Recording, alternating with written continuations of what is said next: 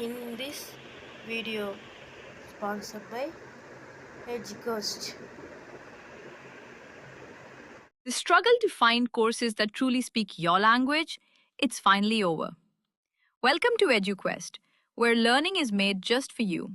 At EduQuest, we bring you a wide range of online courses, from career building programs to skill boosting masterclasses, all in your regional language. Because we believe language should never be a barrier to success. Our courses are tailor made after understanding what today's learners really need. So why wait? Start learning the smarter, simpler way only with EduQuest. Visit eduquest.courses and explore your next course today. And hey, don't miss out on our exciting offers and promotions. செய்ய போகிறேன். அதுக்கு குக்கரில் 2 table spoon அளவுக்கு எண்ணெயை விட்டுட்டு 2 table spoon அளவுக்கு நெய்யையும் சேர்த்துக்கலாம். நெய் சேர்த்து நல்லா உருகுனதும் கிராம்பு, அன்னாசிப்பூ, ஏலக்காய், பிரிஞ்சலை, பட்டை எல்லாம் சேர்த்துட்டு அது கூட சேர்த்துக்கலாம். இது நல்லா பொரிஞ்சதும் நல்லா நீல வாக்கில் நைஸாக கட் பண்ணி வச்சுருக்க ஒரு பெரிய வெங்காயத்தை அதை சேர்த்து நல்லா வதக்கிக்கலாம்.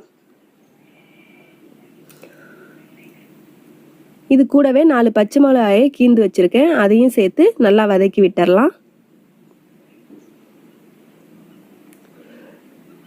ஒரு 5-6 முந்திரியை 2ஆக உடைச்சி வச்சுருக்கேன், அதையும் சேர்த்துக்கலாம். ஒரு பெரிய தக்காளி நீல வாக்கில் கட் பண்ணி வச்சுருக்கேன், அதையும் சேர்த்து வதக்கி விட்டுறலாம். 1 டேபிள் ஸ்பூன் அளவுக்கு இஞ்சி பூண்டு விழுது சேர்த்து அதனுடைய பச்சை ஸ்மெல் போகிற அளவுக்கு நல்லா வதக்கிக்கலாம். நல்லா வதங்கிருச்சு. ஒரு கைப்பிடி அளவுக்கு புதினா, கொஞ்சமாக மல்லித்தலை சேர்த்துட்டு நல்லா கலந்து விட்டுறலாம்.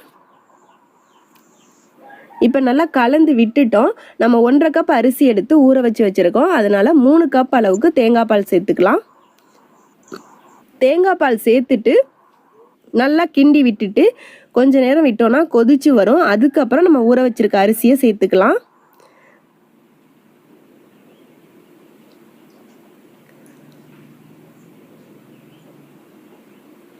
அரிசியை சேர்த்து நல்லா கலந்து விட்டுறலாம். ஒரு 1/2 டீஸ்பூன் அளவுக்கு ஜீரகம் சேர்த்துக்கலாம். கூடவே சாதத்துக்கு தேவையான அளவு கல் உப்பை சேர்த்துட்டு நல்லா கலந்து விட்டுறலாம்.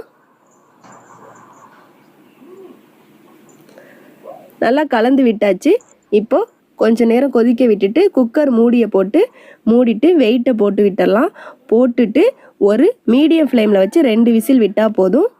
சூப்பரான தேங்காய் பால் சாதம் ரெடி ஆகிடும். இப்போ 2 விசில் வந்து ப்ரெஷர்லாம் இறங்கிடுச்சு. இப்போ ஓப்பன் பண்ணி பார்க்கலாம்.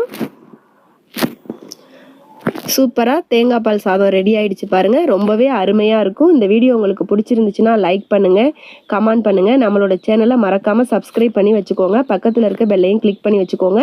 நன்றி, வணக்கம்.